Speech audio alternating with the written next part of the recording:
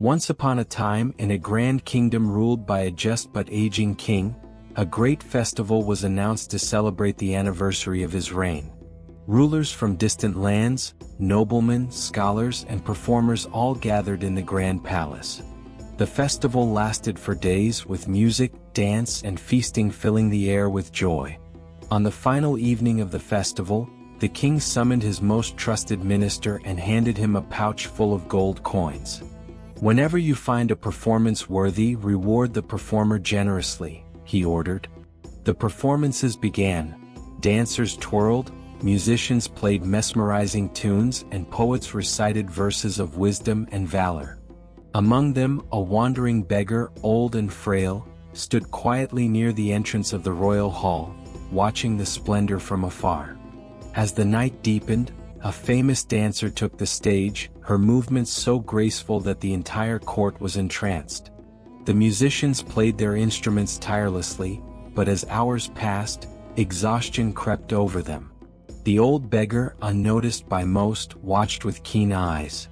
Just as one of the drummers started to doze off, the dancer, sensing the rhythm faltering, suddenly spoke aloud in a clear voice. "The night is fading, the hour is slipping. Time waits for none, its feet are quickening. Do not slumber, do not fall, or regret will be your greatest call." The words struck the drummer like lightning.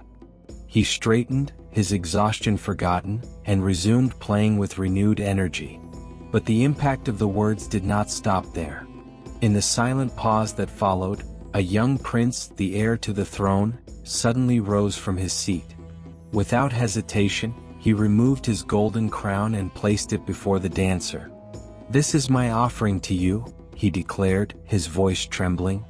Gasps filled the hall. The princess, sitting beside him, suddenly removed her precious necklace and placed it beside the crown. "This is my tribute," she whispered, tears welling in her eyes. The wise minister, who had been entrusted with the gold, stood up and poured the entire pouch at the dancer's feet. "You deserve this more than any performer tonight," he said with deep reverence. The king, who had been watching in stunned silence, suddenly slammed his hand on his throne. "What is this madness?" he thundered. "How could a mere couplet shake you all so deeply? Explain yourselves at once." The first to speak was the minister. "Your Majesty, I have spent my life in service, believing my wisdom to be superior. But these words reminded me of my arrogance. I have spent decades controlling wealth and power, yet I have forgotten that time is the greatest master. Before it is too late, I must leave my duties and devote myself to true wisdom." Then the prince stepped forward. "Father, I had decided that if you did not abdicate the throne soon, I would have to take it by force. I planned to gather the royal guards to do the unthinkable, end your reign by my own hands. But the dancer's words shook me. What madness was I considering? You would pass the throne to me in due time. Why should I stain my hands with betrayal when patience would bring me my destiny?" The princess then spoke, her voice full of emotion. "Father, I was ready to run away tonight. You have denied every proposal for my marriage, treating me as a child while I have long been a woman. In my desperation, I decided to elope with a court servant, a man I barely knew but who showed me kindness. But those words, those simple words, reminded me that time has its course. Acting in haste could lead to ruin. If I wait, my destiny will unfold as it should." The hall was silent. The weight of truth hung heavy in the air. The king, his face unreadable, finally let out a long sigh. "You have all spoken with wisdom greater than mine," he admitted. "If my own children and my most trusted minister have been so moved, who am I to resist the truth? From this moment I relinquish my throne. My son shall be king, and my daughter shall choose a husband from among the noblemen present tonight." The court erupted in murmurs, but no one dared challenge the king's decision. He stood tall and faced the dancer. "Your words have opened our eyes. But tell me, where did you learn such wisdom?" The dancer hesitated, then pointed toward the back of the hall, where the old beggar still stood in silence. "Your Majesty, these words are not mine. I once heard them from that man, a humble beggar long ago. All eyes turned toward the beggar. The king gestured for him to step forward. Slowly, the old man approached the throne, his frail form seemingly insignificant against the grandeur of the palace. "Who are you?" the king asked.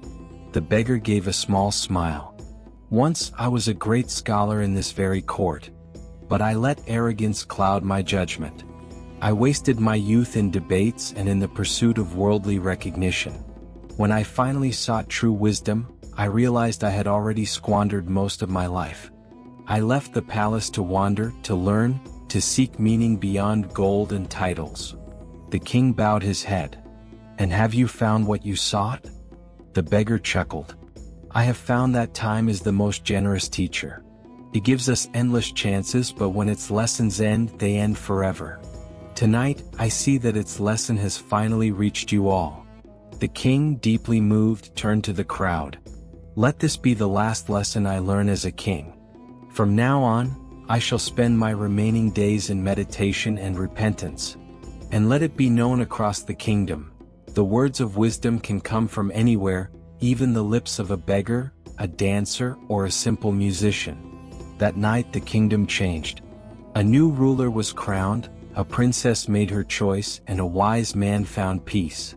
But the greatest lesson of all was this: time never stops for anyone. Those who waste it will regret it when it is too late. Those who cherish it will find honor, wisdom, and peace. Moral of the story: do not wait for time to teach you its lessons and regret. Act wisely before the moment is lost forever.